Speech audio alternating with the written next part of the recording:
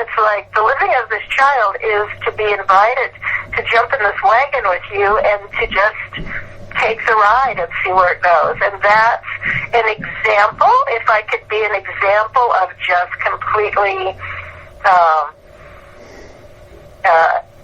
showing how, there's something in the Bible that Jesus says, show me, or show John. I should look that up one of these days because it's actually one of my favorites. But the point was that don't say it, show it. Show me.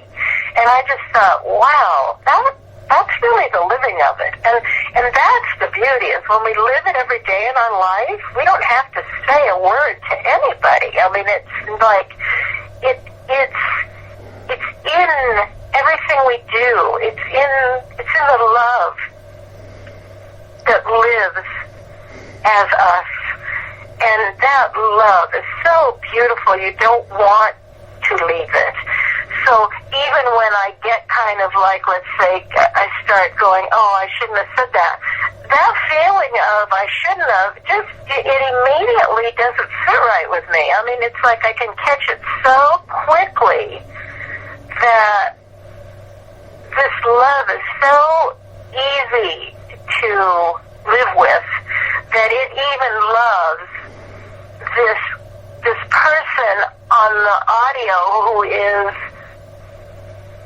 maybe not saying it right, or forgot what words you wanted to use, or the love in an objective, from the objective light of truth, and the love that I am, which is an objective, which is objective and also very personal, very much. It's so close. It's who we are. It's our identity. I mean, that's what's so beautiful. It's always both. It's this beautiful both of what God is, the infinite all of what God is, and the living of it in the world, the living of it in your daily living ways about just everything you do. I mean, just the way you wash the dishes, just the way the cat jumps up on the table and you pick him down, and everything is just out of love. It's always such a love. And who wants to leave that? It's like you don't, once you find it, you don't want to be without it. I mean, it just, because it blooms into so many things, and it makes others feel so comfortable, and the others, we don't even see others as strangers anymore. It's like love is just the leading premise of this whole thing, and anything that is sort of out of line of that, you feel it very quickly. I mean, you know it. So you can always come back to love, and I guess that's also like coming back to being without the ego or the image. Of course, the old image, it doesn't know what love is, and so if one just sort of stays with the heart and stays with love, that love truly blooms, and it's a love for God, and it's a love for life, and it's a love for the world as it is. You're not trying to get rid of the tangible experience. I mean, this is the beauty of God, is this tangible experience, is God's expression, it's God's life itself. We're never outside. There is no outside of God. I mean, the totality of infinity, if you think about it, it's so amazing. We cannot ever be outside of that, because there is no outside. It's like, how does that be? How amazing is that there is an infinite all with no beginning and no end, and we are being it right now. No having to get there, no having to, really, if as Jesus says, you go back to the beginning, back to the child, back to who you were at the very beginning of this worldly experience, that's what love is. That's where the light is. That's where the truth is. But it's also that back to the beginning is so easy because you don't have to go through all the problems that the ego causes, that the old adulthood of trying to be something and all the beliefs that the concepts and beliefs that get put on us of we were born in such and such and we have to go through this and that happened and that happened. When you let go all that, which are really just beliefs and they didn't, I mean in truth, in the light of truth, nothing that the old man claims is real.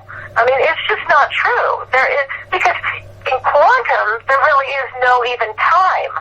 So, in the timeless, and in just images of events, or in just like film going by, or a movie going by, I mean, nothing happens to the characters on TV if there's an explosion. You're watching a movie and there's an explosion on TV. In truth, really, it's the same kind of thing in a way. It's like nothing happens to those. You're watching a movie on TV. The TV doesn't blow up. Let's say. Let's put it that way. It's like you're watching something on TV. It's all images, but the TV doesn't blow up. I mean, in truth, nothing really happens, and so. And of course, life doesn't blow up, awareness doesn't blow up, presence doesn't blow up, you don't harm presence. Nothing happens to awareness, ever. It is absolutely pristine, pure, immutable, untouched, unarmed. Nobody, no government, no New World Order, nobody can get a hold and capture this infinite presence of all that is steady right here being all that I am. It is what is being this life. So you get all of that, you get all the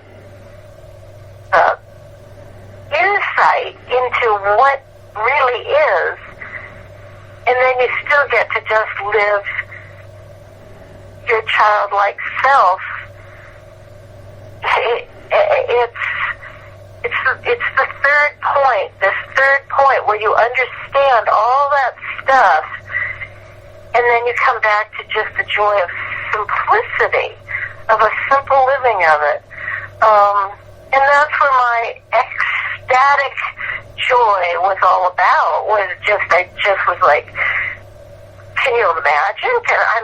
It's like I was saying, can you imagine how beautiful this is, that we actually come back to that one that was never even walked through all that they think they had to walk through in order to find what we find? At the end of it, you realize the journey wasn't real in the first place.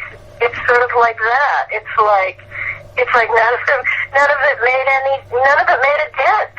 Isn't that extraordinary? I mean, that's where my lights are just flashing, and I'm going, yes, you come back to finding who you are, and it's me. It's as simple and as sweet as just who I am. I mean, that to me, I don't know. I truly, my joy is that I'm in love with this dear presence of love that is God, and I just go, how can it be so beautiful and so good, and it's just here all the time, and it doesn't make us do anything. It isn't some big controlling, biblical God that's, because people always say, well, if there's a God, why are such bad things, and you just go, well, this God is pure love and pure good, and it allows us to make all these goofy mistakes, and things happen, and sorrow happens, and we lose people we love, and all these things, but in the truth, in the light of truth, this love is so beautiful that no one really, we don't lose anyone. Nobody dies. Nothing ever really happened. nothing was ever harmed. Everything is perfect. I mean, this light is perfection. It is total, beautiful, living perfection. And even if those loved ones aren't here with us, and it appears that they've gone, I have seen that they haven't. They are still, they exist, they're still here, they're wherever they are, they're in the other room, they're in another place, but boy, they're still here, and love still loves, and love never goes anywhere, and the beauty of that love is so real, that no matter what happens, love never goes anywhere. I mean, that to me is all these things. I'm just amazed and grateful and astounded, and that's what my heart wants to share, and that's why I may sound kind of like I get a little giddy sometimes, but that's what it is, and that's what I wanted to explain, and I still don't know if I explained it very well, but it doesn't matter. I'll just, I still feel that you invited me to do these, and I feel like there's a beautiful reason that I have no idea what it is, but it would be wrong to stay quiet. It feels like that now to me. It would feel wrong to hide this light that has been given to me. I even if I can't say it right or whatever, I stumble and don't get it and said the way I think I should, or